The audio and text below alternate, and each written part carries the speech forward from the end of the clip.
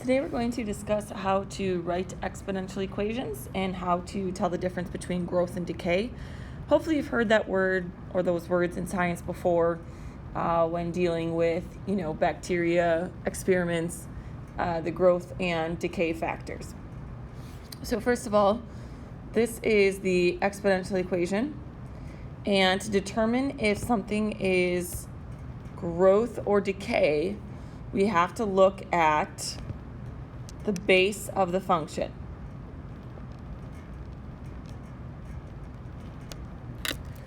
Okay.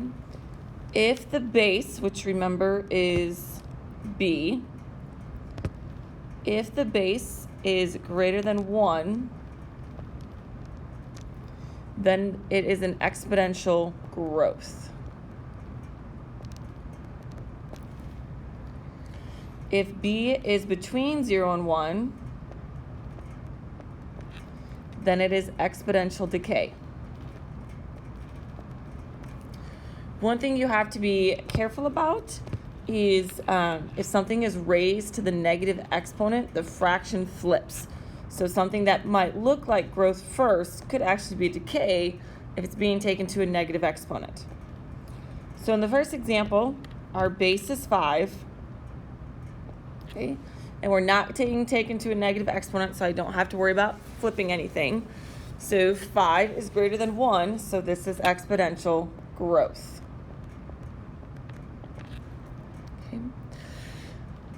Number 2, the base is 3/4. It's not being taken to a negative exponent, so I don't have to worry about flipping anything.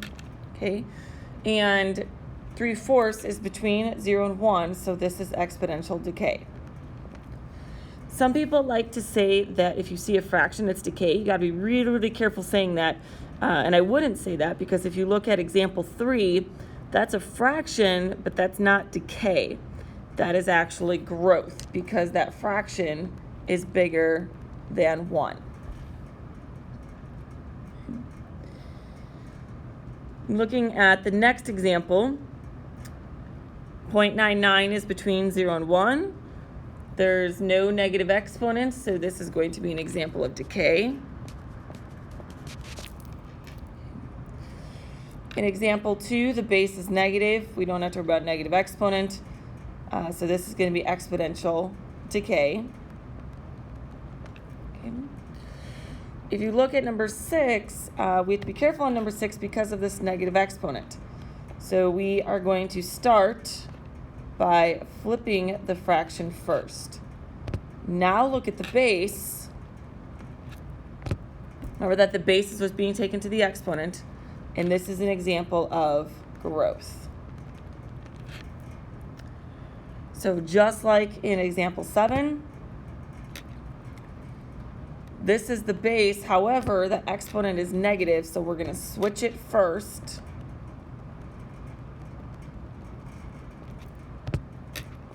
Now the base is between 0 and 1, so this is decay. So basically, if the base, which is being taken to the exponent, is greater than 1, it's growth. If it's between 0 and 1, it's decay. And then you just have to watch out for these negative exponents because that means that the fraction flips. So it might look like growth or decay, but it's actually the opposite. Okay, the next thing we're going to talk about is writing exponential equations.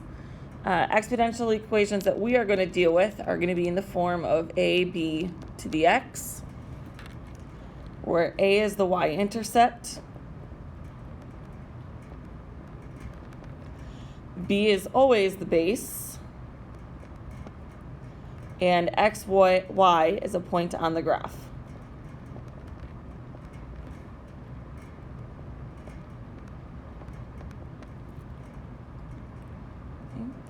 To do these problems, you're going to be given 2 points.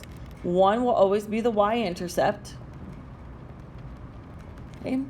And hopefully we recognize where the y-intercept will be. That will be the point where the x value is 0.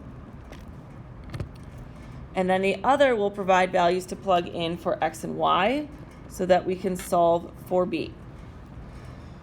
Okay, and then one little extra note down here, once you actually solve for b, make sure to write the equation.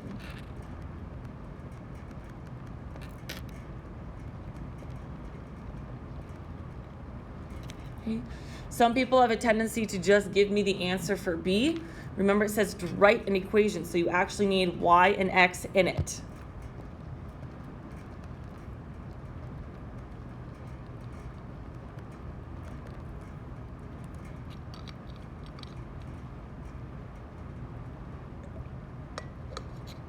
Okay, let's go ahead and to some examples.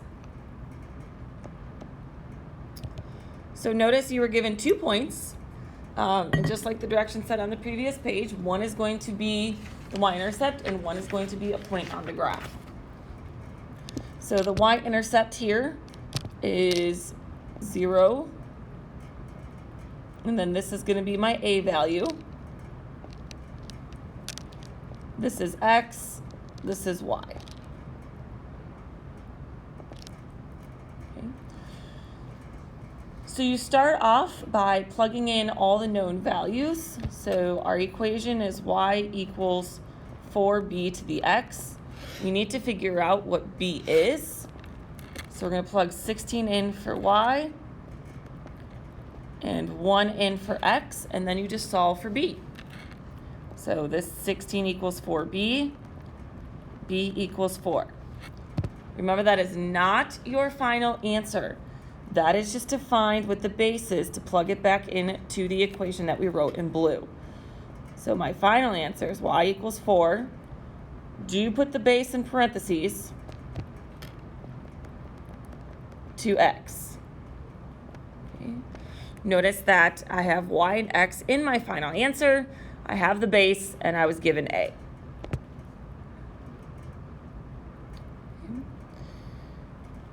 All right, let's go ahead and take a look at number 3, and then you guys are going to try 2 and 4 on your own, and then the answers will be up afterwards. So once again,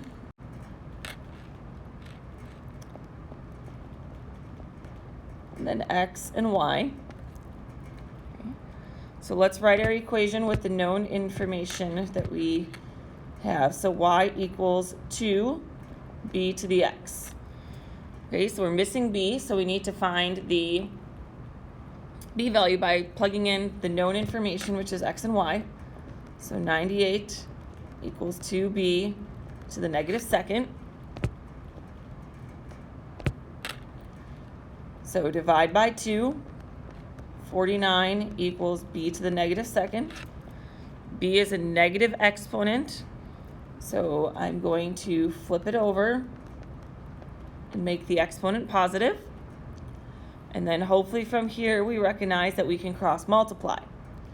So we get 49 b to the second equals 1. How did I come up with those numbers? Well, I multiplied those together, and I multiplied these together. Continue solving for b. So we have b to the second equals 1 over 49. Take the square root of both sides.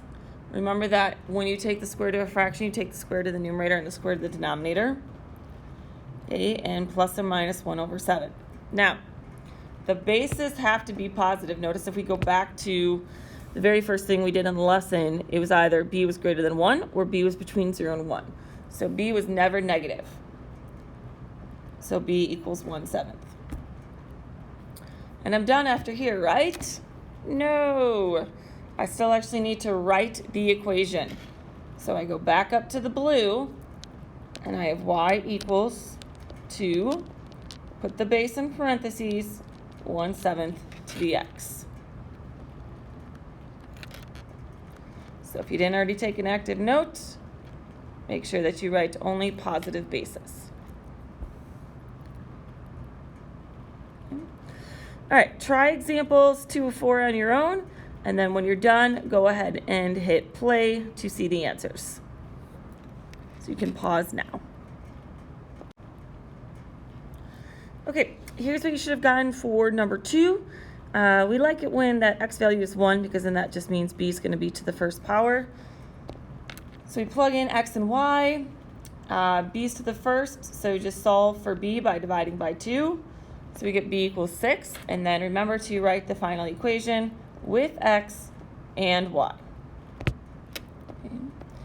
And then in example 3, so same thing. We're looking for b. Plug in x and y. So you get 27 equals b to the negative third. Okay. Negative exponents, so we need to flip it to be 1 over b to the third. Cross multiply. How do you get b by itself? You divide by 27. It's not, sometimes the mistake that students make is they'll say b to the third equals 27. Well, how do you get b by itself? You actually have to physically divide by 27. So then that means that 27 should be in the denominator. And then take the cubed root of both sides. The cubed root of 1 is just 1. The cubed root of 27 is just 3. Then make sure you write your final answer, which is an actual equation with x, with y, and the base in parentheses. Thank you, and have a great day.